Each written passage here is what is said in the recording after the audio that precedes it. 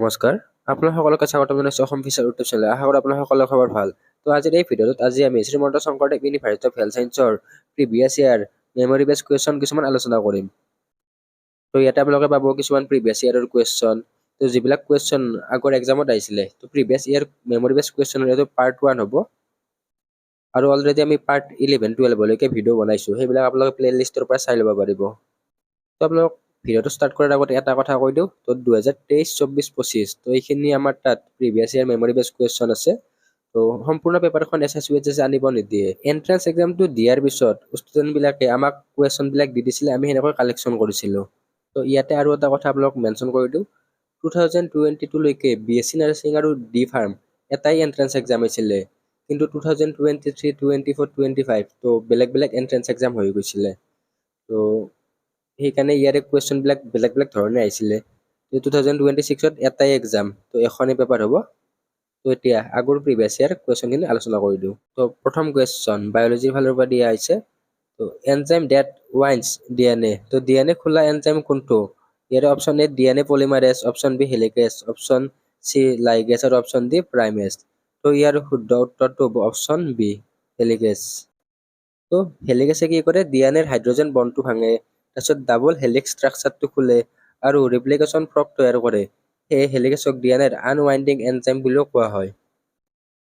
Next আপোনালোক আৰু কিছুমান পইণ্ট ইয়াতে জনাই দিওঁ। তো যিটো ডিএনএ পলিমাৰেজ আছে, সেইটো নতুন ডিএনএ ষ্ট্ৰেন চিন্থেচিছ কৰে আৰু লাইগেজে ডিএনএ ফ্ৰেগমেণ্টছ জোৰে আৰু প্ৰাইমেজ যিটো আছে সেইটোৱে RNA প্ৰাইমাৰ তৈয়াৰ কৰে।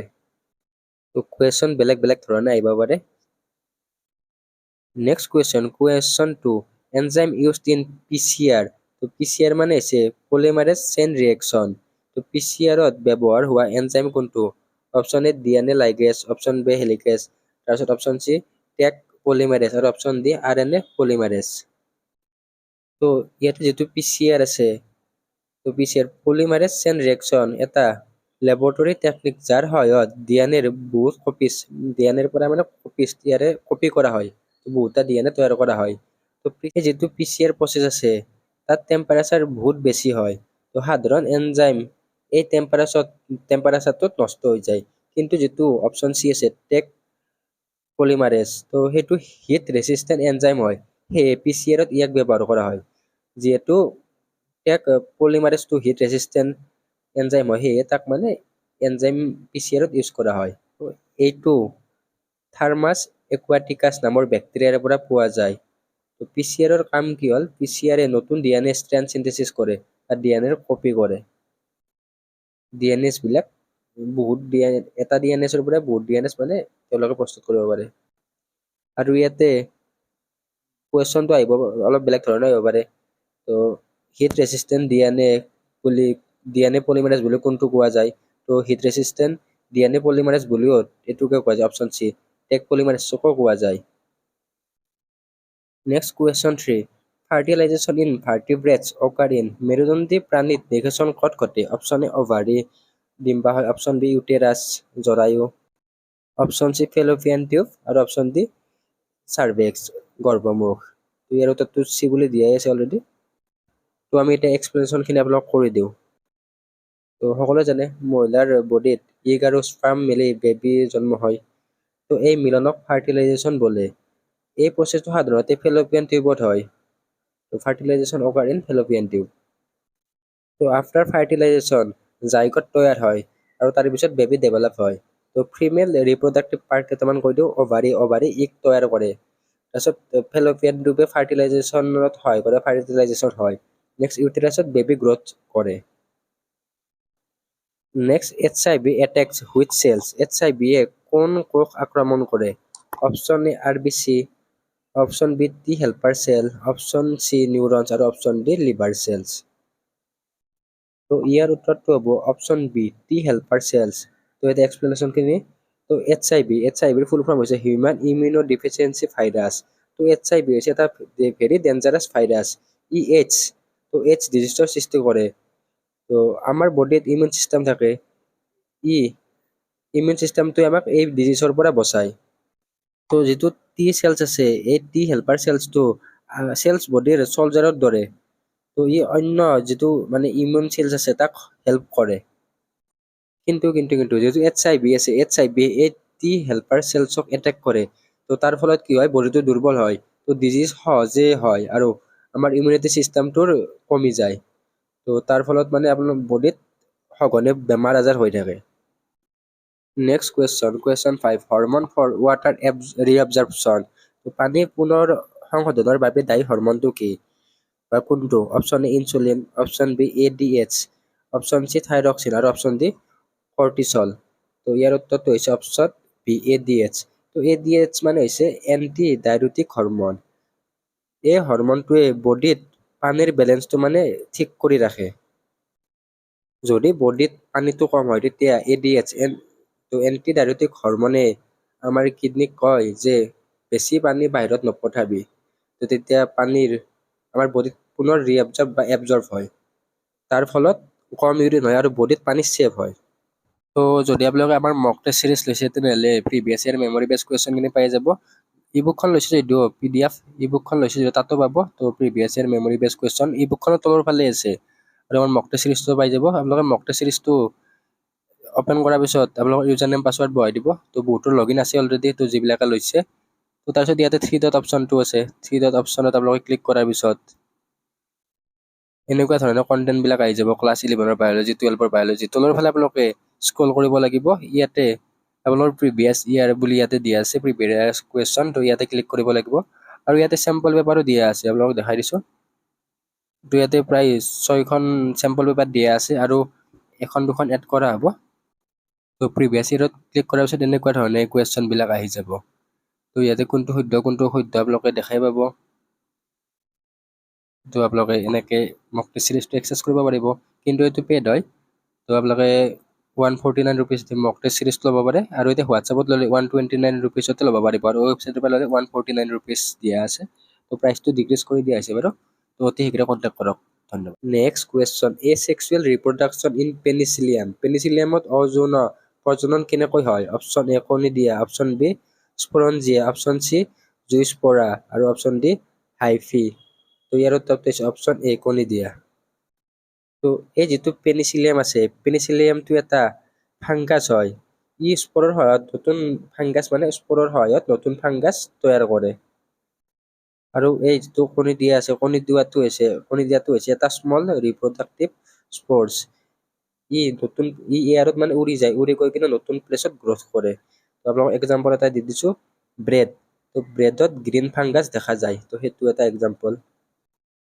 Next question, golden rice is rich in.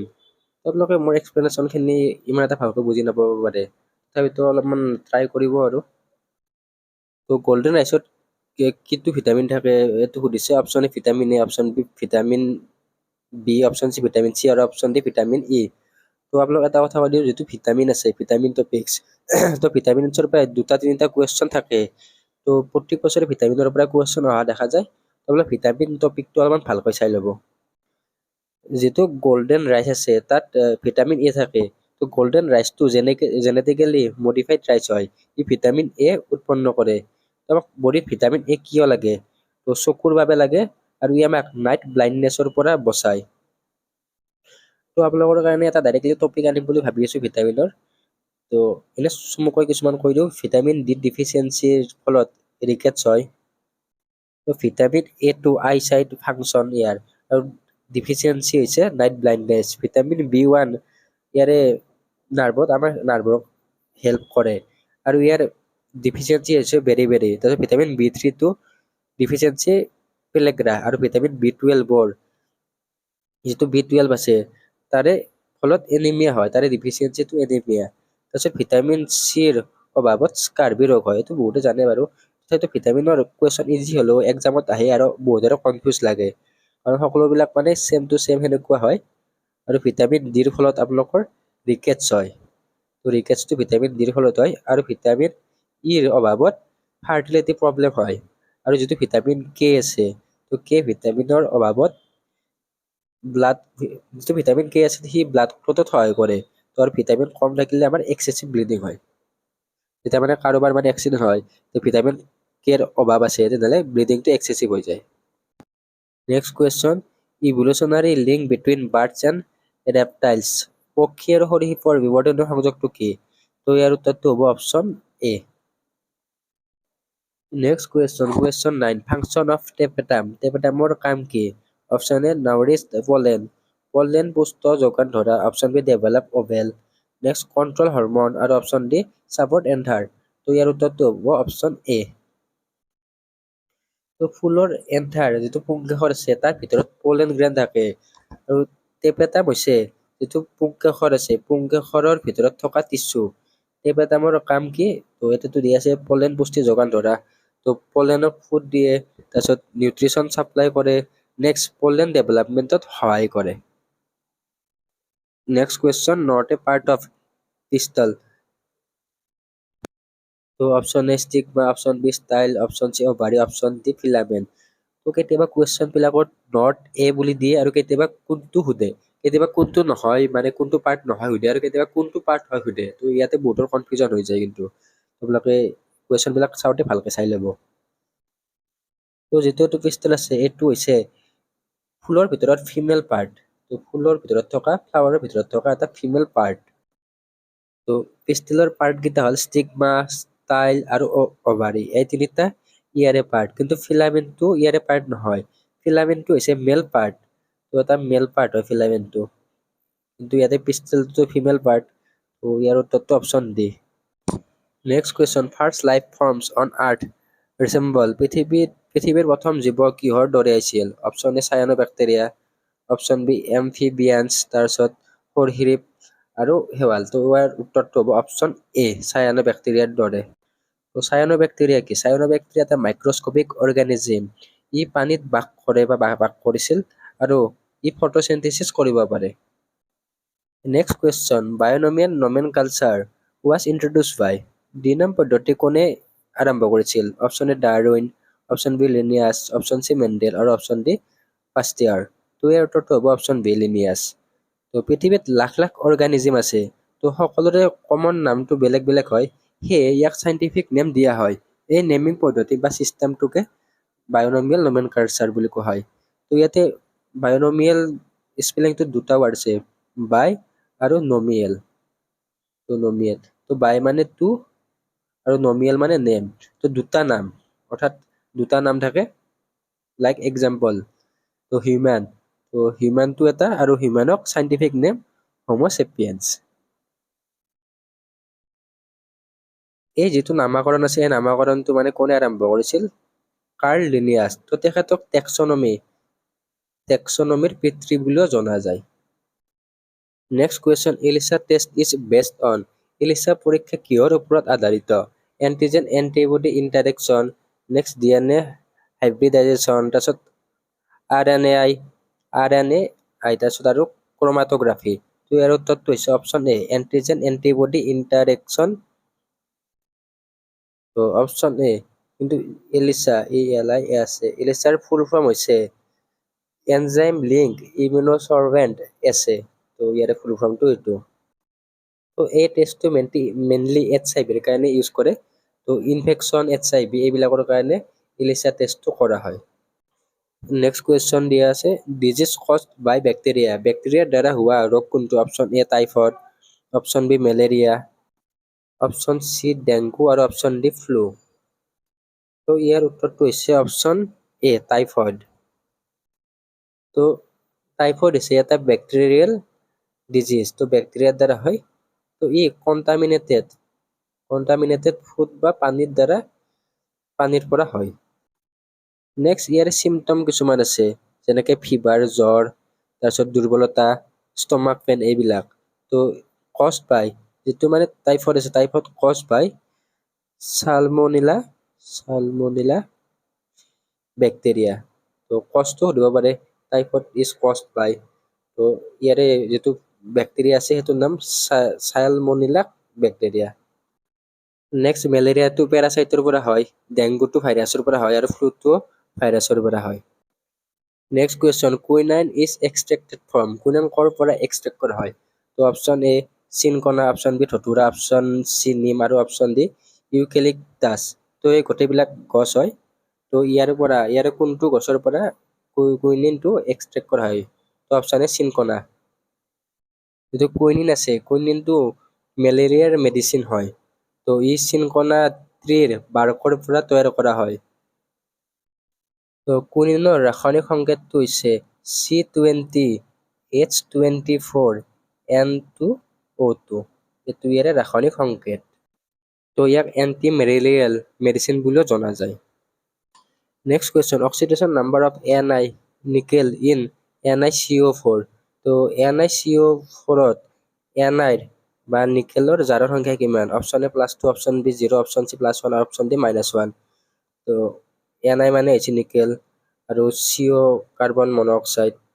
তো কাৰ্বন মনোঅক্সাইডটো এটা নেচাৰেল লিগ্যাণ্ড হয়। তো যাৰ চাৰ্জটো পজিটিভ নাথাকে, নিগেটিভ নাথাকে, অৰ্থাৎ 0।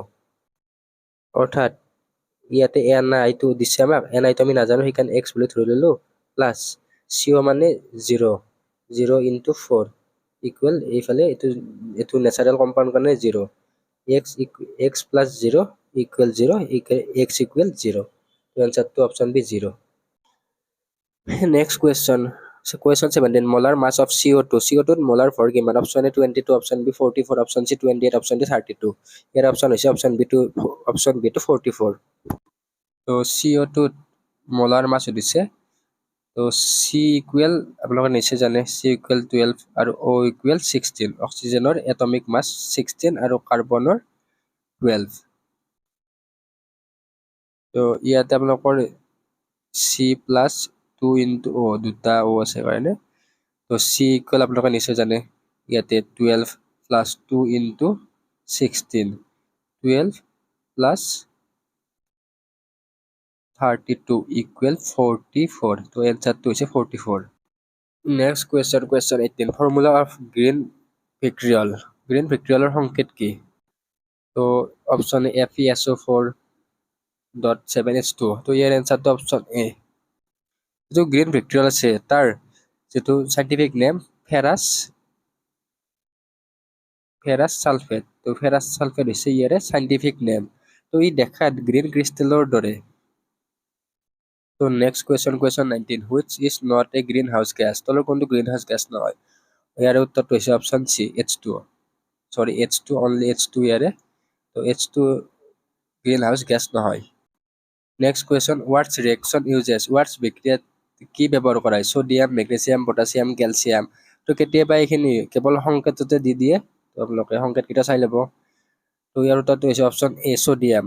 তো ৱাটছ ৰিয়েকশ্যনটো অৰ্গেনিক কেমিষ্ট্ৰি ৰিয়েকশ্যন হয়। ই এলকেনটোৱে তৈয়াৰ কৰিবৰ কাৰণে ব্যৱহাৰ কৰে। তো এই ৰিয়েকশ্যনত সোডিয়াম মেটেল ইউজ কৰে। তো এই ভিডিঅ'টোত এই 20টা কুৱেশ্যন আছিল। তো নেক্সট পাৰ্টত আৰু আপোনালোকক কুৱেশ্যন এড কৰি দিম। তো বাকী আপোনালোকে আগৰ ভিডিঅ'বিলাক যদি চাই লোৱা নাই তেনেহ'লে চাই ল'ব। তো এক্সামলৈকে বেছি দিন নাই, আপোনালোকে প্ৰিপাৰেশ্যনখিনি কৰি থাকক, লগতে আমাৰ ই বুক আৰু মক টেষ্ট চিৰিজ ল'ব পাৰিব।